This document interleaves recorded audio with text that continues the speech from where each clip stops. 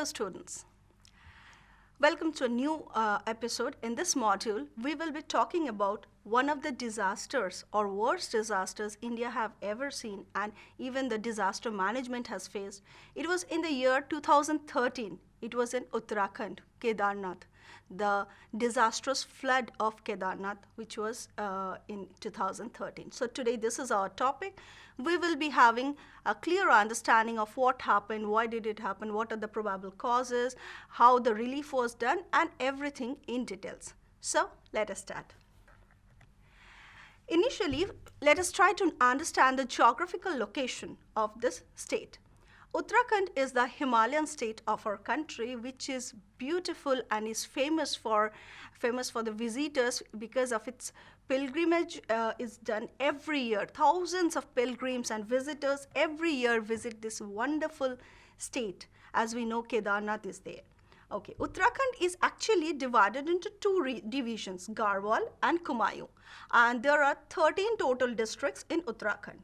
Now, the state mostly has hilly regions, mountainous regions, and Dehradun is the capital of this state and also the largest city. Uttarakhand mostly consists of various types of uplifted sedimentary and metamorphic rocks. Because why I'm saying this thing, we need to first understand the disaster vulnerability of Uttarakhand. Why Uttarakhand is a disaster prone area. Actually, the uplifted sedimentary and metamorphic rocks are tectonically very active. So this fragile ecosystem, mountainous ecosystem, the topography and the changing landscape, because of both natural causes as well as anthropogenic causes, this area is very sensitive or very prone to various types of natural disasters. Earthquake, landslide, flash flood, glacier melting, all these are cloudbursts. These are the common disasters which Uttarakhand has been facing for many years. There have been so many incidences of earthquake, avalanches, glacier lake outburst flood, landslide. All these have been a part of the state, and time to time the state has faced these disasters. Here, I will be discussing in slightly details two natural disasters which have close association with this Kedarnath flood disaster of 2013. What are they? Number one is cloudburst and number two is flash flood. Let me start with cloudburst. Cloudburst is common in mountainous regions. In hilly areas, it is common. Actually, what happens when there is huge high warm current and the water droplets, the cloud forming droplets, they cannot come down on the surface of earth as rain, so they are held up in the air, and gradually the droplets keeps on increasing and increasing in size, but they cannot do the downpour. Now, the moment this updraft is not there, suddenly huge torrential downpour is there with huge pressure over a very small span of time. Now, this huge rainfall or huge downpour within a very short range of time causes disastrous flooding, especially in the hilly regions. This is closely associated with this disaster. Another thing is flash flood. Flash flood is something when there is continuous rain or there is suddenly huge rainfall and the pores or the streams or rivers which are supposed to take away the water, or the pores of the soil which are supposed to absorb the water, they cannot absorb the excess amount of water, as a result of which the water level gradually increases, and this causes flooding, which is known as flash flood. Now, these two incidences are very closely associated with this particular disaster of Uttarakhand. Now, let us quickly go through a question. Which is the most landslide prone area in India? First option, Ganga Valley or Ganges Valley region, South Indian Plateau, Himalayan and northeastern hilly region, and finally, none of the above. So what do you think, students? Which will be the correct option? Yes, if you are thinking it is the Himalayan region and the northeastern hilly region, then you are absolutely correct. Now, let us start talking about the factors which were leading to the disaster in Uttarakhand. I'll take up it in two sections. The first one is the natural factors, and the second one are the anthropogenic or the man-made factors. Now, what are the natural factors? The prolonged torrential rainfall and glacial melting, and accumulation of the water in the river beds, huge volume of water due to heavy rain. The silt also gets sometimes accumulated in the river bed, as a result of which the water carrying capacity of the rivers gets reduced, now which ultimately causes flooding. Now let me come to the factors, or rather man-made or anthropogenic factors, which were also responsible for this disaster. One after another. First one is unplanned development. As we know, it is the place of where tourism has huge pressure. Every year, tourists from different parts of our country and also from other countries, they visit Uttarakhand for its natural beauty, for pilgrimage and other purposes. So unplanned buildings are being done without taking proper steps. Another is the tourism, absence of proper tourism management. As the pressure of tourists is increasing with each passing day, there should be proper systematic tourist management which will help this very fragile, this wonderful land in the Himalayan region to be safer, because otherwise they will have more and more natural disasters, and such type of disasters might cause, not might, obviously will cause harm to both environment as well as human beings. Reduction in the forest cover. For this developmental purposes, forest cover is also reducing. Now, as this is reducing, the absence of tourism management, forest cover is reducing. Now, there is a pressure. Pressure means land is getting degraded, as a result of which we are having various types of disasters, and the quality is also decreasing. Added to that, there is exponential rise in the number of vehicles also, because more and more people are coming to give them easy transportation, for helping the visitors to go from one place to another. There is an increase in the number of vehicles. So the natural causes as well as the man-made causes, together they come to make this disaster, or together, all this together made the flooding in 2013 in Uttarakhand one of the worst disasters in the mountainous regions. Now, about this particular disaster, it has been a subject of several assessments. Various organizations or bodies have given their views that what were the actual reasons for this Kedarnath flood. Number one, as per IMD, Indian Meteorological Department, the rainfall in the state between 15th June and 18th June of 2013 was measured to be huge in comparison to the normal rainfall, which was almost 440% higher than the normal monsoon rainfall the state receives every year. This was the first reason, huge rainfall. Now, because the rainfall was huge, though all the 13 districts, I have mentioned earlier that there are 13 districts in the state, they were hit. They were having the impacts of this huge rainfall, accumulation of water here and there. So they were also, every district was having the impact. But 5 main districts, Bageshwar, Chamoli, Pithoragarh, Rudraprayag and Uttarkashi. Uttarkashi were the worst, means they had the worst effect of this rainfall. They were facing the consequences of this constant rainfall, huge accumulation of water, and extreme precipitation in very short duration of time led to heavy water discharge in the rivers and streams. So this particular cause or assessment has been given by IMD, Indian Meteorological Department. Now, Geological Survey of India, GSI, according to them, the melting of Korabari Glacier. Now, what was the reason for melting of Korabari Glacier? It was torrential rainfall. Now, the torrential rainfall happened, it was very, very heavy rainfall, and that rainfall caused the melting of this Korabari Glacier. the Mandakini river erupted. And the Mandakini river, as a result of this torrential rainfall, the flooding in Rudraprayag district and also in the surrounding regions.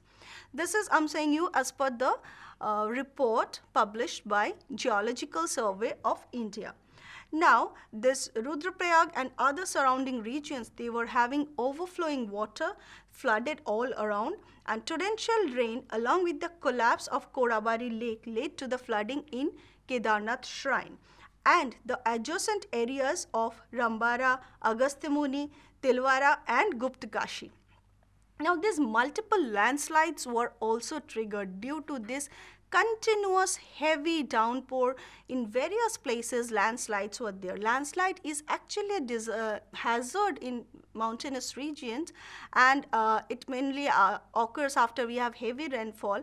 And as I have mentioned, that cloudburst was there. Cloudburst is nothing but huge amount of rainfall in very short duration of time over short area or local area. So that huge amount of rainfall affected these and triggered the landslides in various parts of Uttarakhand. And along with river valleys, induced enormous volume of water in the rivers, streams, and toe erosion also along with the river valleys induced or increased the amount of water in those regions. This was as per GSI. Now let me come to Uttarakhand State Disaster Management and Mitigation Center. According to them, devastation in the Mandakini Valley occurred due to two events, that is huge amount of water that caused the flood, excess amount of water that was on 16th of June and 17th of June, and the second event was associated with bridge of Korabari Lake. So Korabari Glacier and Korabari Lake both were affected, which released huge amount of water. When we have huge amount of water and that cannot be absorbed by the ground or cannot be taken away by the streams or the rivers, obviously the result is flooding of those areas and also in the surrounding areas. Now, as per the report of Uttarakhand Space Research Center, this rainfall triggered landslides and flash floods in different regions. Heavy rainfall and snow cover in this region increased the water level, and that actually caused Korabari Lake, which Korabari Lake also they added water to that, and the streams and rivers which are flowing through that state, they were not able to carry or take away that huge amount of water, because along with water the lakes or the rivers or streams, they were also getting huge amount of silt, debris, which was also reducing the water carrying capacity of these water bodies. So, after getting the report of IMD, Indian Meteorological Department, GSI, and then the State Disaster Management Center, all these reports, when we club them together, when we try to see the summary of the possible causes of the disaster, we can sum up like this.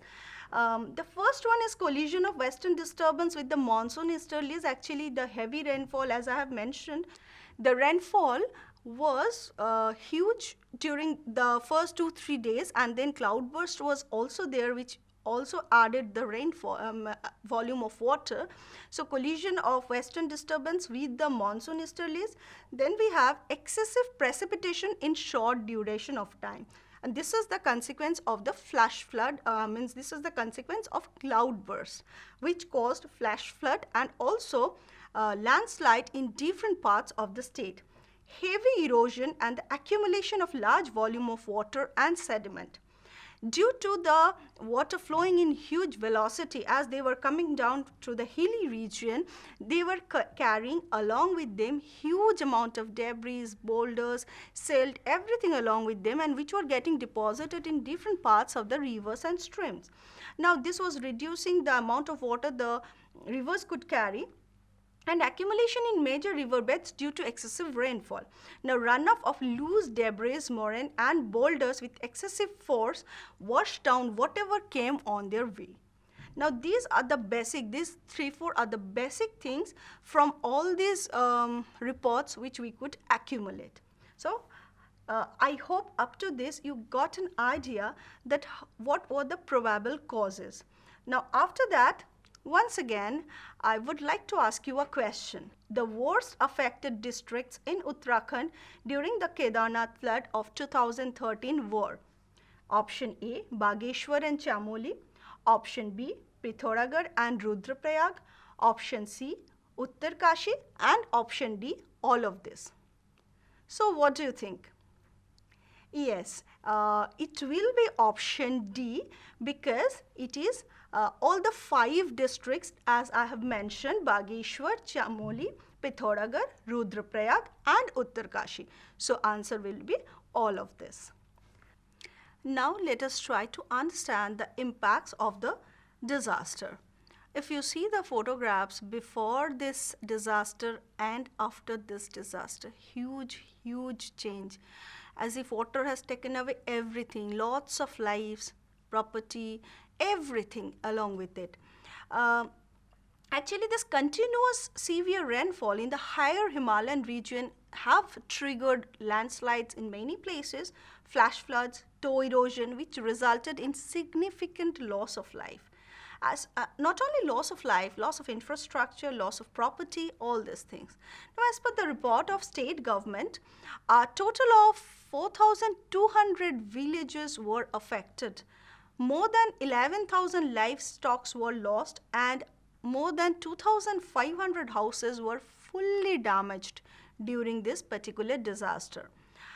More than 10 lakh locals and 70,000, even more than that, 70,000 visitors were stranded in the challenging mountain terrain of upper Himalaya.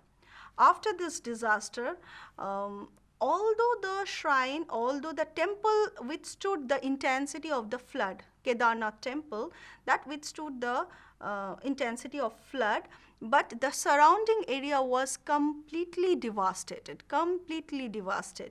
Shops, buildings, villages were all drenched, and as if water has engulfed everything and washed away everything from that area. Now, coming to the relief and the work after disaster. Now, as per disaster management, we know that rescue and relief are 2 basic steps of disaster management, and the extent of this disaster was, the magnitude and the extent was simply huge. Immediately after this disaster, various agencies, both organizations from state government as well as central government, came forward, worked together. Not only that, local people, everyone came together to give the relief and also rescue activity.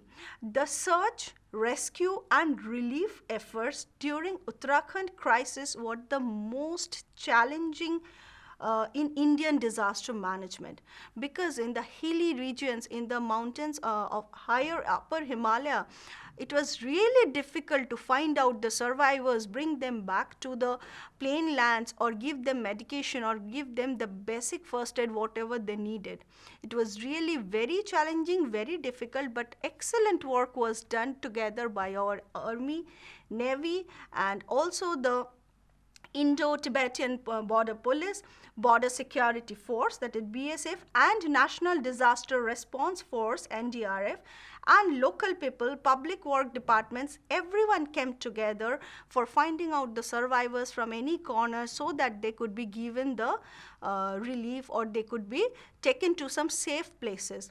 And since it is a place of pilgrimage, many aged persons were there, many visitors of more than 60 years or more than 70 years, people were there who came there for visiting Kedarnath. They were stuck, they were stranded in those hilly regions, and it was really challenging to bring them back. The Ministry of Home Affairs, Government of India, they offered required assistance in managing the Uttarakhand disaster in a successful and efficient manner. Uttarakhand state government initiated massive rescue and evacuation operation with the help of central government and state government agencies. Food, water, medication and other necessities were being continuously distributed by airdropping as well as by surface methods. Here, I have a small question for you. The National Disaster Management Authority is headed by whom? Who heads the National Disaster Management Authority, NDMA? Option A, it is Prime Minister of India. Option B, it is President of India, Governor of the states, option C, and final option is Chief Minister of the state. It is the first option. Which option? It is Prime Minister of India, Prime Minister of our country. He heads the National Disaster Management Authority. Another very important point, what are some of the lessons or what are the important recommendations? Disaster management should be regularly reviewed and updated. From this disaster, we have certain recommendations. Then the zonation mapping be completed on priority. Flood Plain Zoning Act regulating the constructional activities within the floodplain of a river should be implemented properly. And there should be restriction on tourism related to development along the river banks because these are very fragile ecosystems. Community-based disaster management systems should be strengthened. Local people should be given training, appropriate training and awareness programs. Effective management of tourism and pilgrims. It is also very important because these Himalayan states are very vulnerable, very prone to disaster. So if we have to visit, we have to visualize the beauty of nature and do pilgrimage, we have to take care of all these things. And stockpiling of essential items like medicines, food grains, blankets should be there in case any disaster or any emergency arises. And training and capacity building in various disciplines of disaster management should be given importance. If we can take care of all these things, if we can learn from these things, then definitely, again, we won't be having disasters like this. Actually, we human beings have to learn how to live in harmony with Mother Nature. Mother Nature has given us everything. Now it is our time to try our best from our end to live in harmony with Mother Nature. Thank you.